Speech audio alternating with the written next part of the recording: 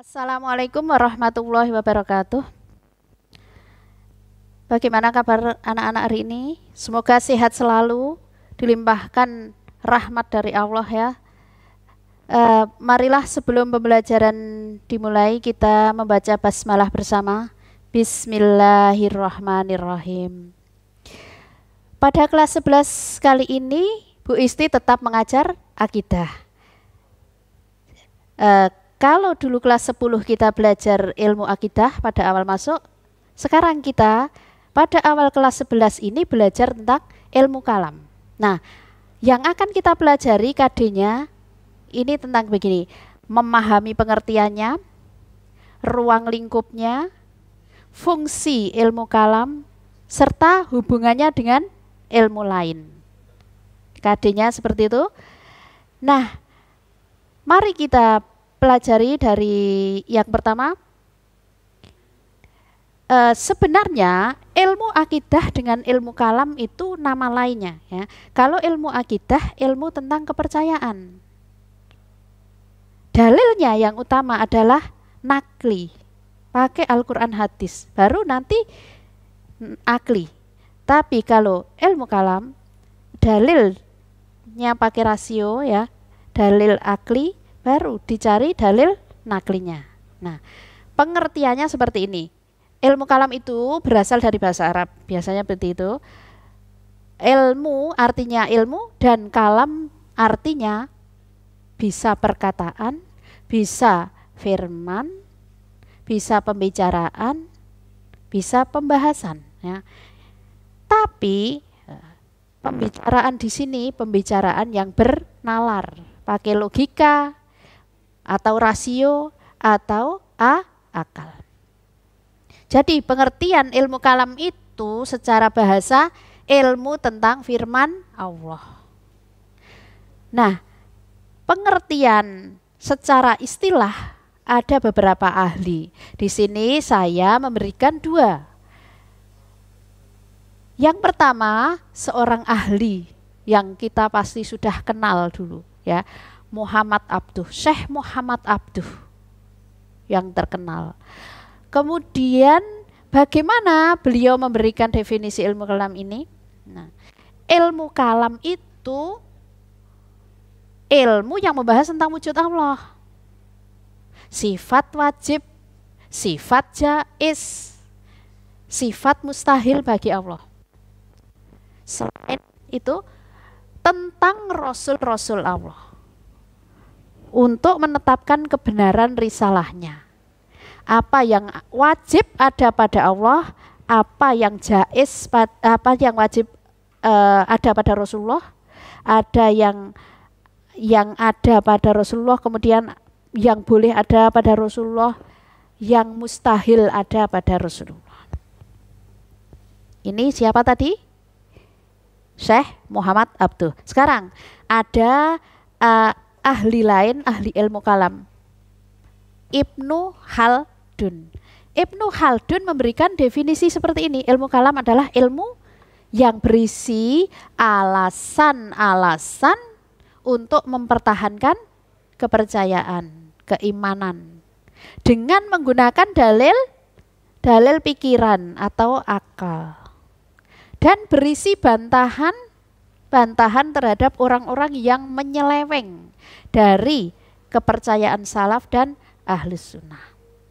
Sumbernya dari buku Menjaga Akidah dan Akhlak karya Roli Abdurrahman, PT 3 Serangkai, Pustaka Mandiri Solo. Itu dua sumber. Buku yang lain masih banyak. Kalau dari Toha Putra saya mengambil itu adalah karya H. Muradi. Kemudian yang paling pokok kita pakai buku dari Kemenak ya. Buku Akidah Akhlak kelas 11 dari Kemenak. Ada lagi buku lagi tentang ilmu kalam, ini adalah dari Pustaka Insan Mandiri Yogyakarta. Kemudian setelah kita belajar pengertian, kita belajar pada ruang lingkup. Ruang lingkup ilmu kalam sama dengan ruang lingkup akidah. Yang pertama, Qismul Ilahiyat. Ilahi berarti tentang ketuhanan. Ya. masalah yang berkaitan dengan Allah yang kita bahas, yang akan kita perdebatkan itu loh. Yang akan kita bicarakan dengan orang lain itu masalah ketuhanan. Apakah Tuhan itu ada?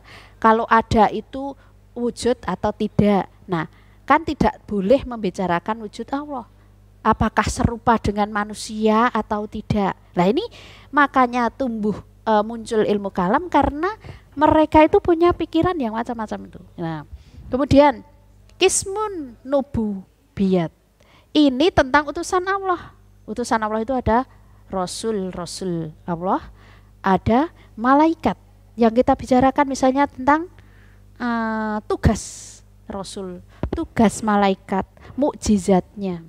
Kemudian mukjizatnya, apakah Al-Quran itu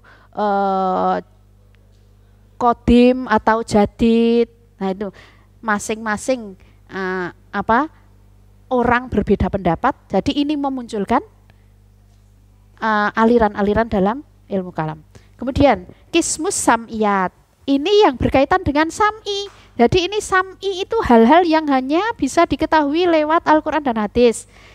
Kita tahu surga, alam barzah, mizan, itu kan kabarnya dari Al-Quran, dari hadis. Kita kan belum pernah survei ke sana. Jadi kita percaya saja kepada dua sumber itu, Al-Quran dan hadis. Kemudian setelah itu kita akan membicarakan fungsi. Untuk apa kita belajar ilmu kalam?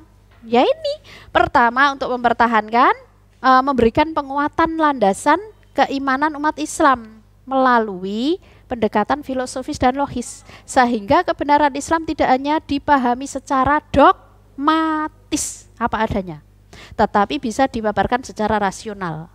Kok kamu Islam? Jawabmu apa? Coba. Yang duduk di depan itu, ayo. Karena orang tua saya Islam, ya kan? Banyak yang menjawab seperti itu. Nah, kalau sudah belajar ilmu kalam, jawabannya harus dipaparkan secara filosofis dan logis.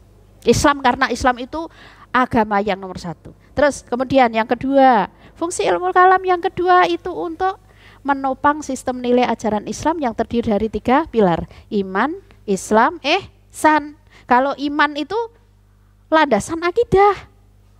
Orang berakidah karena punya keimanan, kepercayaan yang kuat kepada Allah. Yang kedua, Islam. Orang Islam, Islam itu karena manifestasi dari syariat, ibadah, muamalah, gitu. Jadi kalau orang dikatakan Islam itu harus memenuhi rukun Islam. Kalau orang beriman harus mempercayai yang 6 tadi, rukun iman yang 6. Kemudian yang ketiga ihsan. Nah, ihsan adalah aktualisasi dari akhlak. Kayak iman, Islam, ihsan saling berkaitan. Ini menjadi kuat. Kalau imannya bagus, akhlaknya pasti bagus. Imannya kuat, akhlaknya hebat. Pernah dulu menggambarkan gambar pohon akhlak ya. Kalau akarnya kuat, imannya hebat gitu. Nah, kemudian hubungannya ilmu kalam dengan ilmu lainnya. Masih ada satu lagi ya. Kok belajar ilmu kalam? Itu karena turut menjawab problematika penyimpangan teologi agama lain. Jadi agama lain punya namanya teologi. Kalau kita itu ilmu kalam.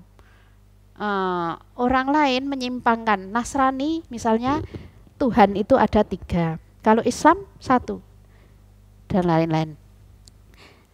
Selanjutnya hubungannya ilmu kalam dengan ilmu lainnya. Sekarang saya kasih ilmu fikih dan tasawuf. Kalau ilmu kalam kepercayaannya, kalau fikih itu perbuatannya, hukum-hukumnya. Lah kalau tasawuf itu rasanya, rasa. Sama-sama 3-tiganya mau berdekatan dengan Allah dengan pendekatan yang 3 itu. Cukup sekian dulu ya. Besok kita sambung lagi, insya Allah. Kita tutup dengan bacaan hamdalah bersama.